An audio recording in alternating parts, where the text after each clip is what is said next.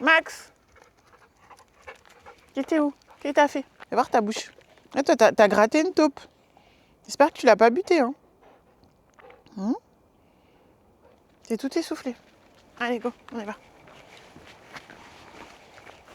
Hello, hello, je suis de retour. Donc, j'ai fini de répondre à la question d'Abiba. Et en reprenant le début, j'ai vraiment répondu à l'envers, mais c'était plus logique en termes d'explication. Comment rester constant sur sa création de contenu? Dernière chose à avoir en tête quand vous créez du contenu sur les réseaux sociaux, c'est vraiment que la régularité prévaut sur la quantité. Pour vous donner un exemple, je sais qu'il y a plein de gens qui vont recommander en disant il faut poster 3 fois par jour, 3 fois par semaine, machin. Ça veut rien dire. L'algorithme vraiment dans le temps, et là je parle tous les algorithmes des réseaux sociaux, ils vont vraiment préférer la régularité et vous aurez moins besoin de vous battre si vous postez régulièrement pour ensuite revenir sur le devant de la scène après avoir fait une pause. Ça peut vraiment être la galère. Moi j'ai des clients sur LinkedIn par exemple. Alors après je sais que LinkedIn est un réseau plutôt lent, professionnel, machin. Mais on postait une fois par semaine et ça suffisait. On avait vraiment une courbe de croissance de followers hyper régulière. On avait un engagement hyper régulier, on avait des likes en augmentation, la visibilité, enfin vraiment tout était positif en postant une fois par semaine ou moins. Mais l'idée c'est vraiment d'avoir des posts qualitatifs qui correspondent à votre cible, qui sont vraiment axés sur le même sujet, les mêmes centres d'intérêt et qui vont aller répondre, comme je disais dans le premier audio, à des objectifs bien précis et pas juste poster pour poster, ça n'a aucun intérêt. Parce qu'en fait, ce qui compte, c'est d'intéresser vos followers et de créer de l'engagement sur vos contenus. Par exemple, vous êtes sur Instagram, un post par semaine et une story par semaine, c'est bien. Tant que vous allez pouvoir le tenir dans le temps, pendant 6 mois, pendant 1 an, c'est ce qui compte. Max, left.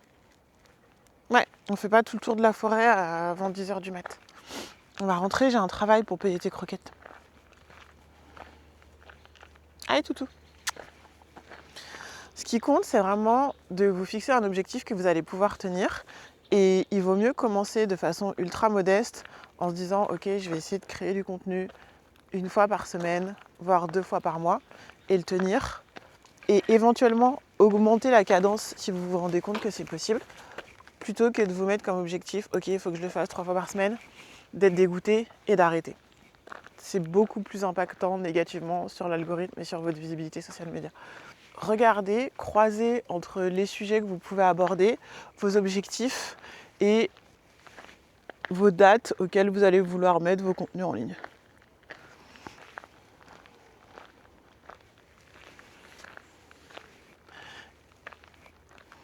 Ce qui peut être intéressant aussi pour rester constant dans votre création de contenu, c'est vous dire qu'en social media, vous le savez de toute façon, il n'y aura jamais 100% de votre audience qui va voir un post. Donc quand vous avez un sujet, une idée de post, traitez-la en fait de multiples façons différentes. Déjà parce que les gens ont une mémoire de poisson rouge, vos cibles scrollent toute la journée, vous le savez, même quand on n'est pas sur les réseaux sociaux, on voit des milliers de contenus d'information et de marque et marketing par jour.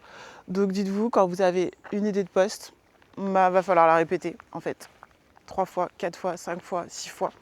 Je ne suis pas une experte en marketing, mais une des choses que je sais, c'est qu'on estime qu'il faut entre 7 à 11 impressions d'un message avant de déclencher un passage à l'action. Donc vous voyez que vous avez de la marge pour répéter des trucs. Et typiquement, ce que je recommande à mes clients, moi, c'est de dire, ok, j'ai une idée à faire passer. Comment je peux la dire d'au moins 3 façons différentes?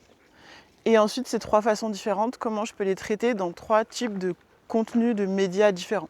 Parce qu'en fait, l'algorithme, il connaît les utilisateurs et ce qu'il va faire, c'est pousser à chaque utilisateur le type de média qu'il va préférer regarder. Il y a des gens qui vont mieux aimer les carousels, il y a des gens qui vont aimer les vidéos, d'autres les shorts, d'autres les images seules. Et en fait, l'algorithme, il va vraiment nous pousser le contenu qu'on aime regarder. Donc, vous avez une idée de contenu. Dites-vous, ok, comment je peux la traiter en vidéo? Comment je peux la traiter en carrousel? Comment je peux la traiter dans une image? Et bien sûr, à repartager en story. Sachant que chaque idée doit être dite de 3 façons différentes et elle-même traitée dans 3 formats, vous avez de quoi faire et remplir vos calendriers.